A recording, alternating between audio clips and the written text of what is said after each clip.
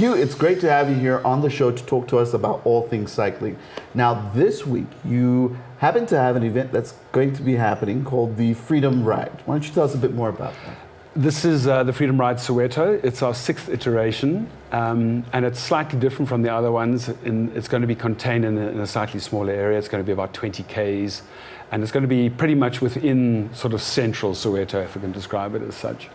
Now, what's the aim of the Freedom Ride anyway?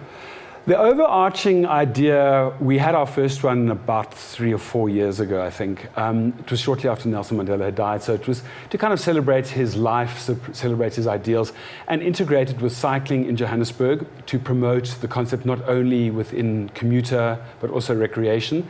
Joburg lags somewhat behind, other big cities around the world in terms of cycling opportunities and attitudes. And even countries that are quite mature have a fair amount of tension between cyclists and motorists and cyclists and trucks and cyclists and buses. So it's a kind of a chill-out opportunity. And also, Joburg isn't the most friendly city physically. It's very, very hilly. I just came back from Durban this weekend. I mean, I'm amazed at how popular cycling really is. And if it was made slightly more accessible to people, more people would participate. Now, what's interesting is this is the 6th ride that you're going to be hosting, if I can put it that way. What's been the success, the key success to this event? We've made it very, very accessible. It's free of charge. I mean, every year after all of these sports events, we have discussions, and one of them comes up, we must charge. And we feel very strongly about it, that it should be a free event. Apart from anything else, the logistics of charging for something, I mean, I don't know what they are, but if you were to charge, the first 50 Rand would be spent simply gathering the funds. So it's very important that we keep it free. Secondly, the one thing that I've been very pleased about is the first ride we had was probably about 70% white, and the last one we had was probably about, anecdotally, maybe 40% white. So the black community is buying in much more into it as well. And as I said earlier, it's not only about recreational riding, it's also about commuter riding. So the idea of spreading the idea, I mean, for example, the Spruit, it's just remarkable. I live quite close.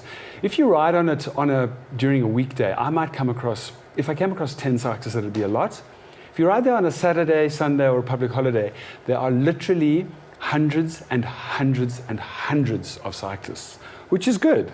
I mean, they do say it's the new golf. I mean, personally, I was never a golfer, but it's rising, and it's a healthy activity. So I think that's great. Now, talking about commuting, you've got some people who are saying, what's the point of actually cycling when you've got private transportation, you've got public transportation, and when you factor in that cycling in itself, consumes a lot of energy and consumes time? How do you respond to that? On a number of levels, actually. If Joburg did have a very successful range of public transport, that would be an argument. But in fact, it doesn't. I mean, our bus services don't deliver as they're supposed to. The taxi industry is quite fraught. Private transport, I mean, it's just absurd that you have a single driver in a single car. Added to which, Joburg is a very big city. By size, it's one of the biggest cities in the world, considering its population. So the distances that you've got to ride are far. Also, it's very, very, very hilly.